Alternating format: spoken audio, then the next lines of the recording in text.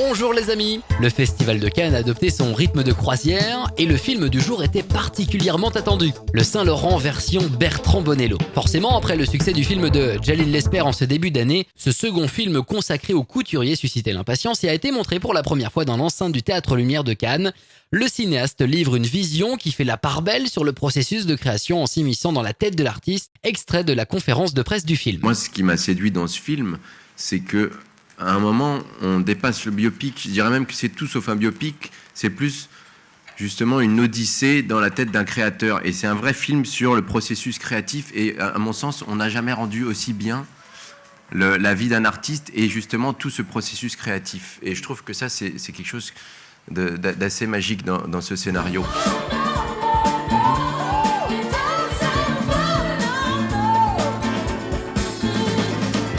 Par rapport à la voix, moi, c'est marrant parce que ça a été peut-être un des derniers éléments qui s'est installé dans mon interprétation. C'était effectivement un élément important puisque je savais qu'il allait forcément avoir des comparaisons et avec la vraie voix d'Yves et avec ce qu'allait faire Pierre Ninet. Et à ce moment-là, je ne savais pas du tout ce que lui allait faire, s'il allait changer sa voix ou pas. Et je me suis posé beaucoup de questions et je dirais que je suis quasiment arrivé le premier jour sur le tournage sans vraiment encore savoir ce que j'allais faire avec la voix. Et en fait, je me suis laissé guider par mon instinct et c'est venu assez naturellement. Alors peut-être que les 2 premiers jours de tournage, c'était encore un petit peu hésitant et puis très vite, c'est venu de façon assez naturelle. On n'en a presque pas discuté avec Bertrand. Il m'a repris 2-3 fois, c'est-à-dire qu'il ne voulait pas... C'était quoi ce que tu me disais? Toujours la même chose que... Non, que la voix de Yves, en effet, a une sorte de fragilité, qu'il ne fallait pas que la fragilité se transforme en faiblesse ou en vieillissement, mais que ça reste juste de la fragilité.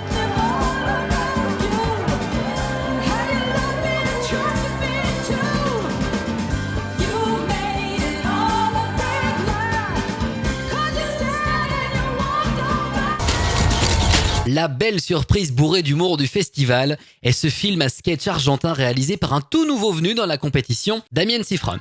Et pour lequel, si l'on traduit le titre, cela nous donne du Histoire sauvage, c'est pour le coup très fidèle au film.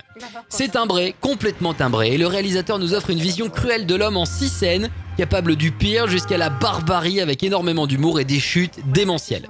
Pedro Almodóvar, habitué de la croisette, et son frère Augustin étaient présents à Cannes pour accompagner le film en qualité de producteur.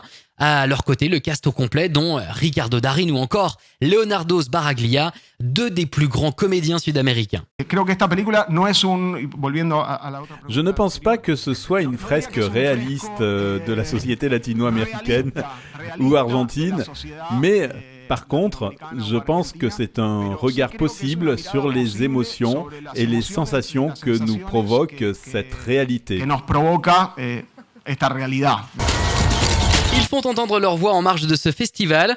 Les intermittents du spectacle ont profité du beau soleil qui régnait sur toute la France et sur la Croisette ce samedi pour manifester et passer leur message à Cannes, tout en amusant le public. En danger, le spectacle en danger.